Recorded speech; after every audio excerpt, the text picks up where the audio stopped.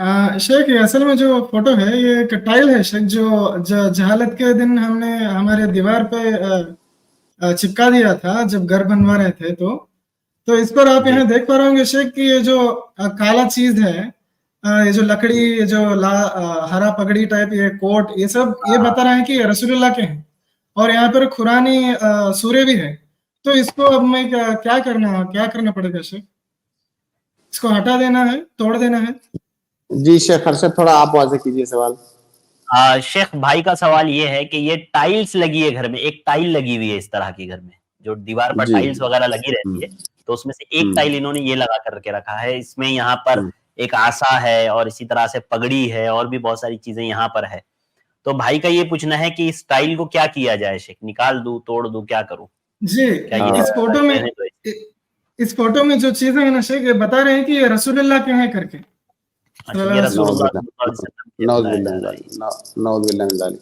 देखिए बिल्कुल ये दुरुस्त नहीं है, और बिदआत के फैलने का ये सबसे बड़ा जरिया है। इब्तिदा यहीं से होती है।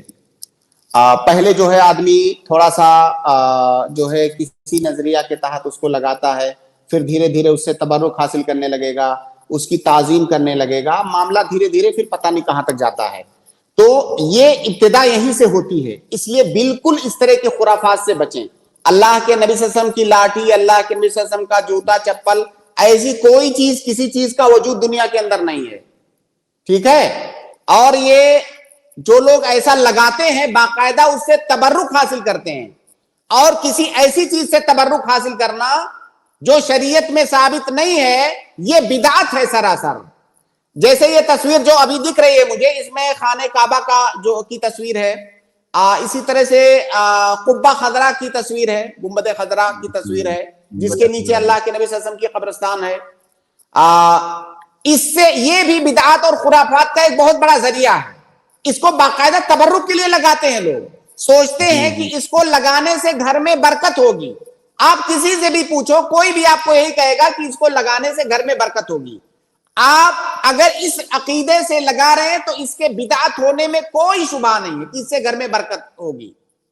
और अगर आप खूबसूरती के लिए भी लगा रहे हैं तो हम कहेंगे कि सद्दन लिज़रिया, इसको मत लगाइए, क्योंकि उमूमन लोग इसको तबर्रुक के लिए ही लगाते हैं, और ये उन चीजों में से नहीं है जिनसे तबर्रुक हासिल करना जायज है। एक और बात, ये जो गुंबद है, गुंबद खदरा, कुब्बा खदरा, अल्लाह के नबी सल्लल्लाहु अलैहि वसल्लम ने कब्रों के ऊपर गुंबद बनाने से, घर बनाने से मना फरमाया। जिस तरह से कब्रों को पुख्ता बनाने से मना फरमाया, उसी तरह से उनके ऊपर इमारत बनाने से भी मना फरमाया। ये अल्लाह के नबी सल्लल्लाहु अलैहि वसल्लम के जमाने में बना हुआ गुंबद नहीं है, बहुत बाद के जमाने में बना है, अगर इसकी तारीख आप पढ़ेंगे तो। बल्कि आपको ये भी मालूम होना चाहिए कि पहले हरा नहीं था, ये कई कलर के कई मरहले से गुजरा है, इस पे कई कलर चढ़े हैं, अभी इस वक्त ये हरा है। और ये बहुत तरह के बिदआत का सबब बन रहा है, माजी में भी बना है और इस वक्त भी बनता है। वहां मदीना में जो लोग गए हैं उन्होंने देखा होगा कि किस तरह से लोग इसकी जानिब इस तरह से अदब और एहतराम से खड़े होते हैं और इसकी जानिब हाथ उठा करके दुआ करते हैं, वो किबला को छोड़ करके गुंबद खजरा का इस्तेकबाल करके दुआ करते हैं। तो पहली बात तो ये बिदअत है, अल्लाह के नबी सल्लल्लाहु अलैहि वसल्लम की हिदायत के मुखालिफ है, उनकी तालीमात के मुखालिफ है, जो बाद के लोगों ने मुखालफत किया और उसको बनाया। अब अगर इसकी तस्वीर कोई रख रहा है, इसको इस्लाम का एक शिआर बना ले रहा है, बिदअत का जरिया बना रहा है, तो ये चीज कैसे जायज होगी उसकी तस्वीर रखना? भाई उसकी तस्वीर अगर आप रख रहे हैं, इसका मतलब आप उससे राजी हैं। आप उससे कैसे राजी हो सकते हैं? कैसी चीज जिससे सराहत के साथ अल्लाह के नबी सल्लल्लाहु अलैहि वसल्लम ने मना किया है, उसकी तस्वीर रखने का क्या मतलब है? आप उससे राजी हैं, तो इस नाहिए से भी ये चीज रखना जायज नहीं है। लिहाजा इसको आप जो है निकाल दीजिए, इसको मत लगाइए इस तरह की चीजें। जी शेख, अगर शेख ये जो काबा है वो मदीना का है और रसूलुल्लाह के जो चीज बता रहे हैं, ये सब अगर ना होते और सिर्फ सूरे होते, तो ऐसे चीज को जो टंगाना जायज है? क्योंकि एक और चीज है जो चीज है घर में। اس میں بھی قرآن کی کوئی آیت لکھ کر کے گھر میں لگانا، یہ ایک سوال ہے جو تھوڑا سا آپ کے پہلے سوال سے مختلف ہے. قرآن کی کسی آیت کو یا کسی سورت کو لکھ کر کے گھر میں لٹکانا، اس کا کیا حکم ہے، اس سلسلے میں علماء نے تفصیل کیا ہے. ہم یہ دیکھیں گے کہ کس مقصد اور کس غرض سے وہ لگا رہا ہے.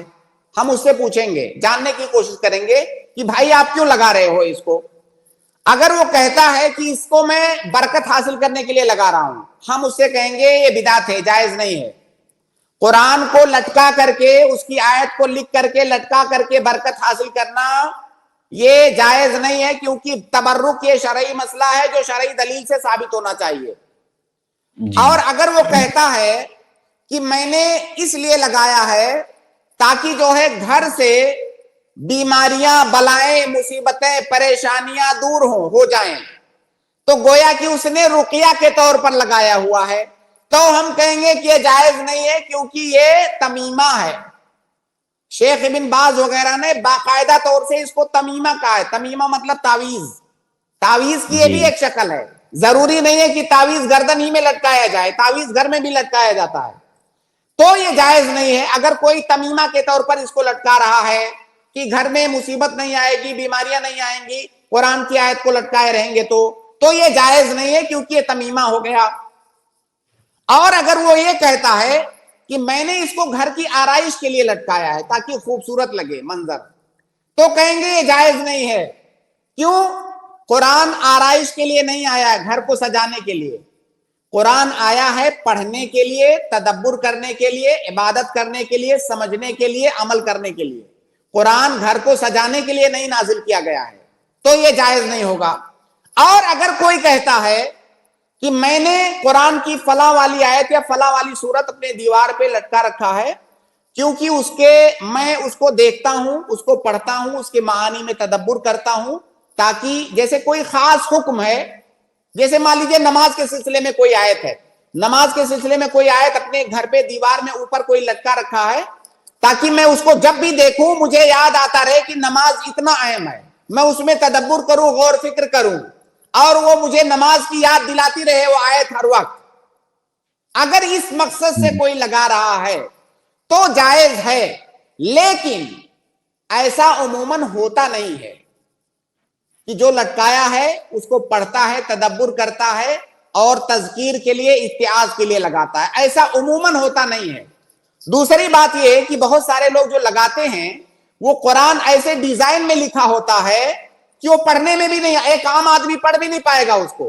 کوئی اگر کسی کو وہ آیت یاد ہے یا وہ سورت یاد ہے تب تو وہ جوڑ کے پڑھ لے گا، ورنہ ایک ایسا آدمی جس کو وہ آیت وہ سورت نہیں یاد ہے وہ پڑھ بھی نہیں پائے گا، تو پھر اس کو پڑھ کر کے تدبر کرنے کا کیا مطلب ہے؟